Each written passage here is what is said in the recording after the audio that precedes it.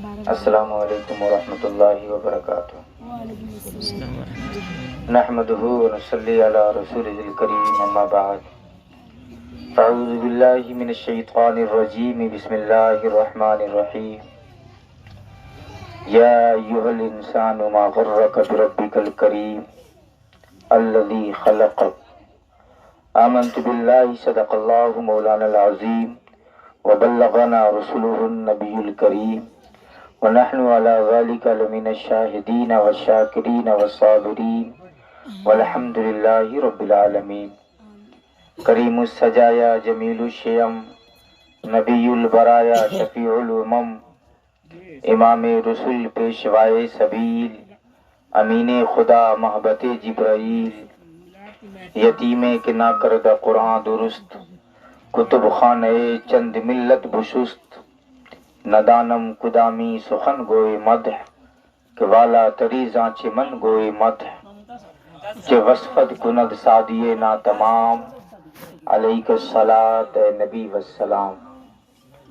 نہایت عقیدت و احترام، خلوص و محبت اور حضوری قلب کے ساتھ اپنے اور ساری کائنات کے مرکز عقیدت، آقا دو جہاں، سرور کون و مکان، عادی شہر دو جہاں، جناب احمد مجتبی محمد مصطفیٰ راہنا فدا صلی اللہ تعالی علیہ وسلم کی بارگاہ گوہربار میں جھوم جھوم کر درود پاک کی ڈالیاں نچھاور کریں، پڑھیں باواز بلند اللہم صلی علی سیدنا شفیعنا حبیبنا کریمنا مولانا محمد بارک صلو علیہ صلاۃ و سلام علیک یا حبیبی یا سیدی یا مکی یا مدنی یا رسول اللہ صلی اللہ تعالی علیہ وسلم۔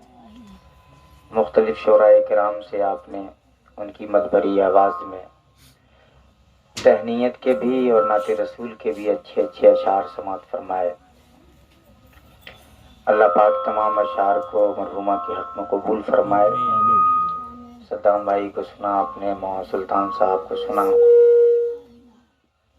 اور طالب علم حضرات سے بھی آپ نے سماعت کیا ہے۔ میرے بعد ایک شاندار خطاب آپ کو سننا ہے۔ آنکھوں میں نیند ہے، خمار ہے، میں تو اس مزاج میں ہی نہیں تھا کہ تقریر بھی کرنی ہے۔ مدھوبنی سے آیا ہوا فل پوری رات جاگ کر، میں سوچا تھا دعا میں شامل ہو جاؤں گا، لیکن 5-7 منٹ ہم سے سن لیجئے۔ قاری صاحب قبلہ کی خوبصورت تلاوت بھی آپ نے سماعت کی ہے۔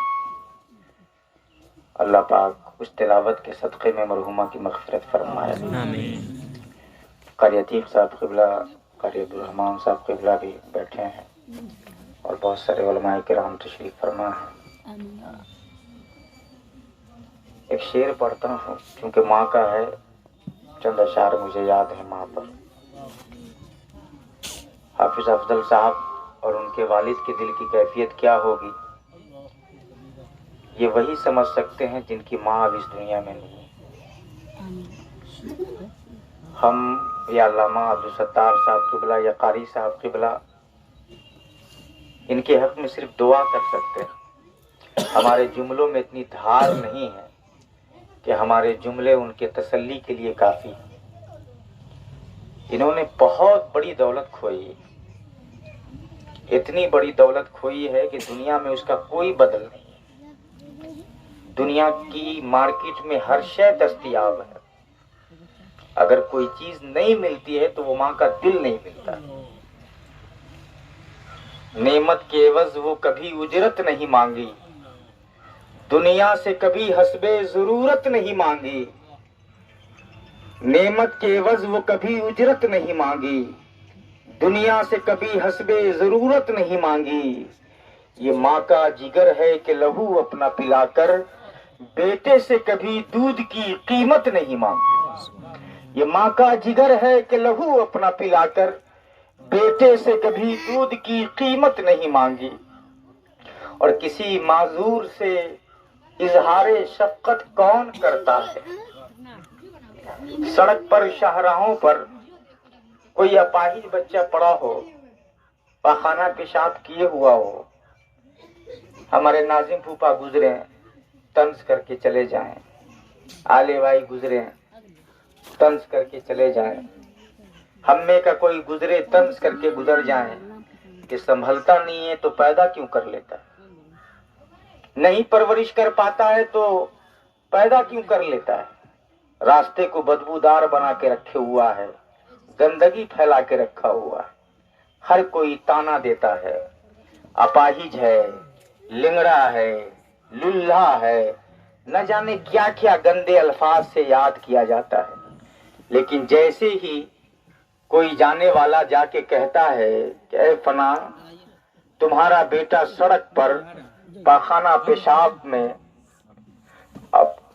پیشاب کیے ہوا ہے اور اپنے کپڑے کو خراب کر رکھا ہے، دنیا اسے تانا دے رہی ہے، دنیا اس سے شکوہ شکایت کر رہی ہے، دنیا اسے اپاہج کہہ رہی ہے، دنیا اسے لنگڑا لولہا کہہ رہی ہے، دنیا اسے کالا کلوٹا کہہ رہی ہے، ماں جیسے ہی سنتی ہے دوڑ کر جاتی ہے۔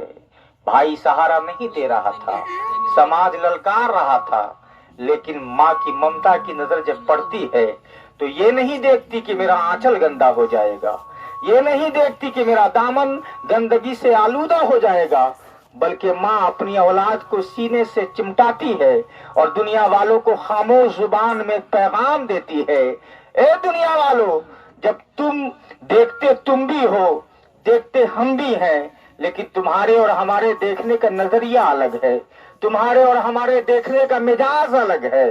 تم جب دیکھتے ہو تو اپنی نظر سے دیکھتے ہو، تیری نظر میں کوئی اولاد لولہی نظر آتی ہے، کوئی لنگڑی نظر آتی ہے، کوئی اپاہج نظر آتی ہے، لیکن ماں جب دیکھتی ہے تو اسی اولاد کو ممتا کی نظر سے دیکھتی ہے، اور ممتا کی نظر میں لولہا بھی چاند نظر آتا ہے، لنگڑا بھی چاند نظر آتا ہے، اپاہج بھی چاند نظر آتا ہے، جیسا بھی ہو چاند نظر آتا ہے۔ علامہ عبدالستار صاحب قبلہ، حافظ قاری عرفان صاحب قبلہ، جب میں نے ماں کی اس ممتا کو دیکھا تو بے ساختہ مجھے میرے نبی یاد آ گئے کہ جو ماں کی محبت کا یہ عالم ہے، میرے مصطفیٰ کی محبت کا عالم کیا ہوگا؟ تبھی تو میرے امام کہتے ہیں لحد میں عشق رخ شاہ کا داغ لے کے چلے، اندھیری رات سنی تھی چراغ لے کے چلے، تیرے غلاموں کے نقش قدم ہو رہا ہے صراط، وہ کیا بہک سکے جو یہ سراغ لے کے چلے۔ تو شاعر کہتا ہے کسی معذور سے اظہار شفقت کون کرتا ہے، بجز ماں باپ کے ایسی محبت کون کرتا ہے؟ اور زندگی جب ہمیں سولی پہ چڑھا دیتی ہے، زندگی جب ہمیں سولی پہ چڑھا دیتی ہے، ماں تو اس وقت بھی مجھے جینے کی دعا دیتی ہے۔ آپ کو تاریخ یاد ہوگی، میں واقعات کو دہرانا نہیں چاہتا، واقعات کی کوکھ سے پیغام دے کر گزروں گا۔ حضرت موسیٰ علیہ السلام کو کون نہیں جانتا ہے؟ بنی اسرائیل کے جلیل القدر پیغمبر ہیں، آپ کلیم اللہ ہیں، اللہ سے کلام کیا کرتے تھے۔ اس امت پر بھی بڑا احسان ہے، جب 50 وقت کی نماز فرض ہوئی تھی تو امت محمدیہ پر انہوں نے بھی رحم کیا تھا اور 5 کروایا تھا جا کر۔ حضرت موسیٰ علیہ السلام گزر رہے ہیں راستے سے، اچانک قدم لڑکھڑانے لگے، کسی چیز سے ٹھیس لگی، پلٹ کر دیکھا کچھ نظر نہیں آیا۔ اچانک آپ سوچنے لگے کہ یہ لڑکھڑاہٹ کیسی ہے، یہ جنبش کیسی ہے، یہ ورم کیسا ہے، آخر یہ کیفیت تو اس سے پہلے کبھی نہیں ہوئی، آج کیوں ہو رہی ہے؟ ہاتھی کے غیبی سے آواز آئی ہے موسیٰ، اس سے پہلے جب لڑکھڑایا کرتے تھے تو ماں کی دعائیں تمہیں سہارا دے دیا کرتی تھی اور تمہارے قدم ٹھہر جایا کرتے تھے، جب اس سے پہلے تم گزرا کرتے تھے اور جب کوئی آفتیں آنے والی ہوتی تھی ماں کے آنچل سے لگی ہوئی آواز بارگاہ الہی میں پہنچا کرتی تھی اور پروردگار عالم اس آواز کی لاج رکھا کرتا تھا اور تمہارے اوپر کوئی بھی آنچ نہیں آ پاتی تھی، کوئی تمہارے اوپر مصیبت نہیں آتی تھی۔ اب تیری ماں نہیں ہے، اب ذرا چلنا تو سنبھل کے چلنا، اب ذرا چلنا تو قدموں کو سنبھال کر چلنا۔ اندازہ کرو کہ موسیٰ علیہ السلام ہے، جلیل القدر پیغمبر ہیں، بنی اسرائیل کے سب سے عالی مرتبہ پیغمبر ہیں، لیکن ماں کی دعا انہیں بھی سنبھال رہی ہے، ماں کا آنچل انہیں بھی سنبھال رہی ہے۔ جب موسیٰ علیہ السلام کی ماں کی دعاؤں کا یہ عالم ہے تو ذرا سوچئے کہ ہم تمام کو ماں کی دعاؤں کی کتنی ضرورت ہے، ہم تمام کو والدین کی دعاؤں کا کتنا کر ہمیں بھرم رکھنا چاہیے اور کتنا خیال کرنا چاہیے. یقیناً ماں انمول ہے. ماں جب بولتی ہے تو اس کے لہجے میں جبریل بولا کرتے ہیں. ماں جب مسکراتی ہے تو ایسا لگتا ہے کہ اندھیرے میں اجالا آ گیا ہو. ماں جب بولتے ہیں تو ایک ہونٹ دوسرے ہونٹوں کو چوم لیا کرتے ہیں. ماں کی دنیا میں کوئی بھی ماں کے برابر اس کی کوئی بھی قیمت نہیں لگائی جا سکتی ہے. ماں کا کوئی مول نہیں ہے. قرآن کہتا ہے، ذرا سا قرآن کے اسلوب کو دیکھیے. قرآن کہتا ہے اے انسان، اے بھاگے ہوئے انسان، آخر تم اپنے پروردگار کی بارگاہ سے کیوں بھاگ رہے ہو؟ آؤ آؤ ادھر آؤ. تیرا رب جو ہے بڑا رحیم ہے. تیرا رب جو ہے بڑا کریم ہے. کیسے کریم ہے؟ الذی خلقک، اس لیے کہ اس نے تمہیں پیدا کیا ہے. اندازہ کیجئے، ماں نے رب نے پیدا کیا اور ماں نے جنم دیا ہے. جب ماں جنم دیتی ہے تو اس کے قدموں کے نیچے جنت ہے. اندازہ کیجئے کہ رب پھر کتنا پیار بندے سے کرتا ہوگا.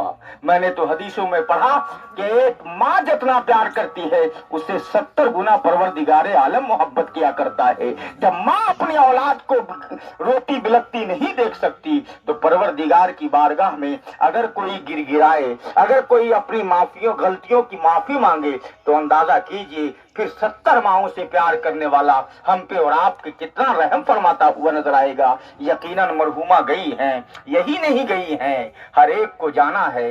ہر ایک جو بھی پیدا ہوا ہے یہ یہاں رہنے کے لیے نہیں آیا. ہر مکان بنا ہے خراب ہونے کے لیے. ہر انسان پیدا ہوا ہے یہاں سے جانے کے لیے.